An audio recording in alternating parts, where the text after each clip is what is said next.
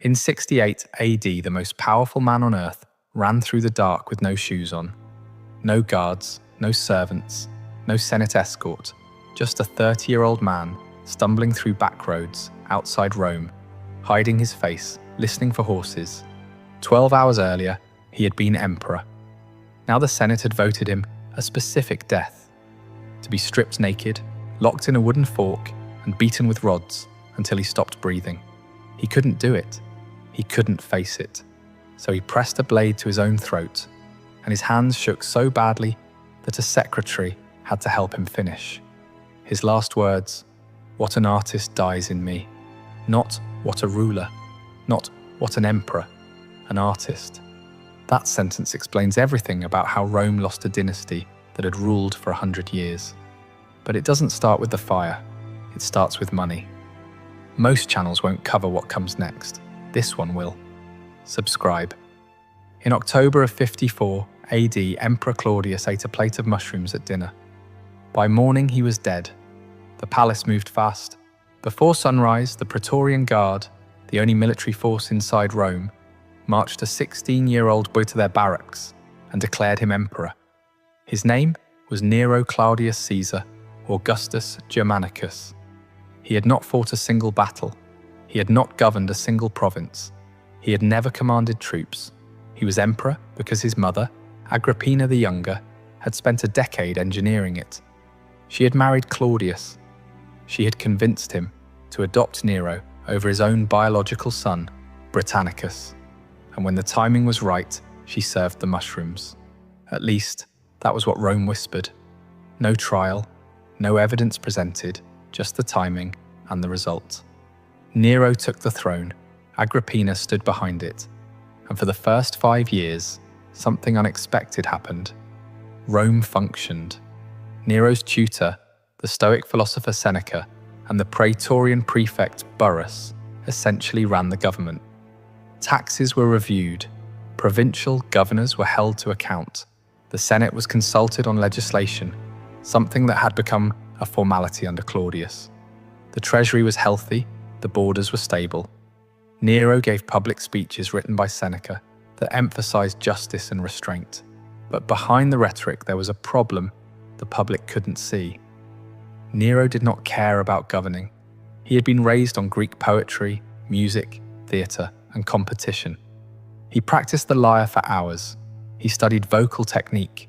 He composed verses and performed them for small audiences of courtiers. None of this was illegal. None of it was unusual for a wealthy Roman, but Nero wasn't wealthy. He was emperor, and the distinction mattered, because the Roman treasury was not the emperor's personal fortune. It was the financial engine of an empire that stretched from Britain to Syria, that paid 300,000 soldiers, that maintained roads and aqueducts and grain shipments across the Mediterranean, and Nero was starting to treat it like a personal account. The spending was still small: banquets, performers, gifts for favourites, but the trajectory was visible to anyone watching. Seneca was watching. Burrus was watching. And so was Agrippina. Agrippina had put Nero on the throne to control him. When she realised she couldn't, she made a threat. She began publicly supporting Britannicus, Claudius's biological son, the boy Nero had displaced. Britannicus was 14. He had a legitimate claim, and Agrippina was signalling to the Senate and the Guard that she had the ability to replace one emperor with another. In February of 55 AD, at a dinner banquet, Britannicus took a drink, convulsed, and collapsed. He was dead within minutes. Nero told the room it was an epileptic seizure. The body was cremated that same night before dawn in the rain. No physician examined the body publicly. No inquiry was held. The ashes were buried without ceremony. Britannicus was 14 years old. The Senate said nothing. The Guard said nothing. Agrippina said nothing, at least not publicly. But the calculus shifted. Nero had demonstrated something that even Agrippina hadn't fully anticipated. He was willing to eliminate threats at the dinner table, in front of witnesses, and dare anyone to object. Agrippina's position changed overnight. She was no longer the power behind the throne. She was a liability, someone who knew too much. who had her own alliances, and who had just seen what her son would do to a blood relative. For the next 4 years, Nero gradually stripped her of influence. Her guard detail was removed. She was relocated from the imperial palace. Her allies in court were reassigned, but Nero didn't stop there. In 59 AD, Agrippina was invited to a festival at Baiae on the coast near Naples. Nero was affectionate. He embraced her publicly. He gave her a specially designed boat for the journey home. The boat was engineered to collapse at sea. It did, but Agrippina survived. She swam to shore. When Nero received word that his mother was alive, he sent soldiers. They found her in her villa. According to the historian Tacitus, when she saw the swords, she pointed to her abdomen and said, "Strike here. This is where Nero came from." They killed her. Nero told the Senate she had been plotting against him and had taken her own life when the plot was discovered. No one believed it, but no one acted. And that was the pattern that would define the next 9 years. Nero removed a constraint.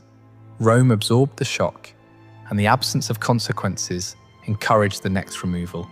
His first wife, Octavia, the daughter of Claudius, was exiled on false adultery charges, then executed. Her head was sent to Nero's new wife, Poppaea, as confirmation. Burrus died in 62 AD, possibly poisoned, though the sources aren't certain. He was replaced by Tigellinus, a man whose loyalty to Nero was absolute, and whose interest in governance was non-existent. Seneca, seeing the direction, asked permission to retire. Nero granted it, but kept his estates under surveillance. By 63 AD, every person who had restrained Nero's spending, challenged his judgment, or represented an alternative center of power was either dead, exiled, or silenced. The treasury was now entirely in Nero's hands. And then, in July of 64 AD, Rome caught fire. The fire started near the Circus Maximus, in the shops and stalls packed between the stadium and the Palatine Hill. It burned for 6 days. Then it reignited and burned for 3 more. When it was over, 10 of Rome's 14 districts had been damaged. 3 were completely destroyed. Hundreds of temples, thousands of homes, entire neighborhoods of the densest city in the ancient world, gone. The scale was staggering, and the question that consumed Rome was immediate. Who started it? The historian Tacitus, writing roughly 50 years later, records 3 theories that circulated at the time. The first, it was an accident. Rome was a city of timber-framed buildings, narrow streets, open flame cooking, and summer heat. Fires were common. A fire of this scale was unusual, but not impossible. The second, Nero ordered it. He wanted to clear land for a massive building project and used the fire as cover. This was the version that stuck in popular memory. The third, Nero didn't order it, but he did nothing to stop it, and may have interfered with firefighting efforts, because the destruction served his plans. The sources disagree. Tacitus himself doesn't commit to a single version, but here's what matters more than who started the fire: what happened in the weeks after it. Nero did, in fact, open his palaces and gardens to refugees. He organized grain distribution. He reduced the price of corn.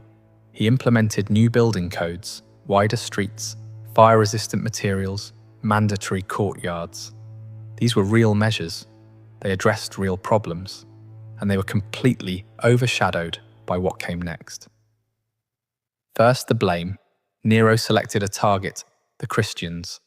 At the time, Christians were a small, marginal sect in Rome, distinct from the Jewish community, but poorly understood by the general population. They were outsiders. They had no political patrons. They were easy to isolate. Nero arrested members of the community. Trials were held, though the standards of evidence were unclear. Convictions followed quickly. Then came the punishments. According to Tacitus, some were wrapped in animal skins and torn apart by dogs. Others were crucified. Others were coated in pitch and set on fire as human torches to light Nero's gardens at night. The public spectacle was meant to redirect anger away from Nero and toward a visible enemy. It worked, partially. The rumours about Nero's involvement in the fire continued, but the immediate political crisis was contained. The executions achieved their short-term objective, but the fire also created something Nero hadn't planned for: an opportunity. The heart of Rome was now empty, and Nero intended to fill it. What Nero built on the ruins of the fire was not a reconstruction project. It was the Domus Aurea, the Golden House. The scale needs to be understood in physical terms. The complex covered between 100 and 300 acres of central Rome, depending on which ancient source you follow. For comparison, the Roman Forum, the political, religious, and commercial centre of the entire empire, occupied roughly 5 acres. Nero's private residence occupied more space than the public heart of Roman civilization. The main building had over 300 rooms. None of them appear to have been bedrooms. The structure was designed for entertaining, display, and spectacle. The walls were covered in gold leaf. Ceilings were fitted with panels of ivory that could slide open to shower guests, with flowers and perfume. The main dining room featured a rotating mechanism. The ceiling turned continuously, mimicking the movement of the heavens. An artificial lake was constructed in the valley, where the Colosseum would later stand. Vineyards and pastures were laid out around it, creating the illusion of countryside inside the city. At the entrance stood a bronze statue of Nero, over 100 feet tall, modelled on the Colossus of Rhodes. When the palace was completed, Nero reportedly said, "At last I can begin to live like a human being."